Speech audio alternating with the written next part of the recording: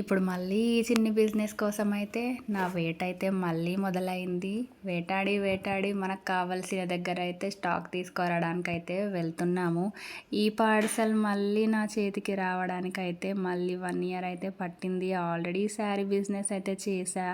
But అప్పుడు వేరే shop వెతికాను. బట్ ఇప్పుడు వేరే కుర్తీస్, ఫ్రాక్స్ అలాగే 2 పీస్, 3 పీస్ సెట్స్ కోసం మళ్ళీ అయితే వేరే షాప్ అయితే వెతుకుతున్నాను. ఎక్కడ ఫ్యాబ్రిక్ బాగుంటుంది, ఏ ఫ్యాబ్రిక్ బాగుంటుంది, అలాగే మనకు రీజనబుల్ కాస్ట్లో ఎక్కడ వస్తాయి, లో కాస్ట్లో ఉండాలి, మంచిగా క్వాలిటీ కూడా బాగుండాలి, మన బడ్జెట్లో రావాలి. అదే కదండి మన బిజినెస్కి అయితే కావాల్సింది.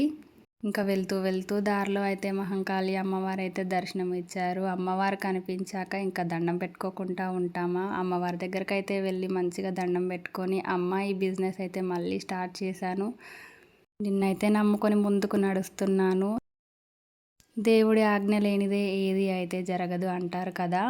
నేను కూడా ఆ నమ్మకంతోనే ముందుకైతే వెళ్తున్నాను. మంచిగా దండం పెట్టుకొని మంచిగా కస్టమర్లను అయితే నువ్వే ఇవ్వాలి తల్లి అని దండం అయితే పెట్టుకొని ఇంకా స్టాక్ అయితే తీసుకొచ్చాను. మన బ్రాండ్ నేమ్ వచ్చేసి ఏంటి అనుకుంటున్నారా? మా పాప అంటే నాకు చాలా ఇష్టం అండి.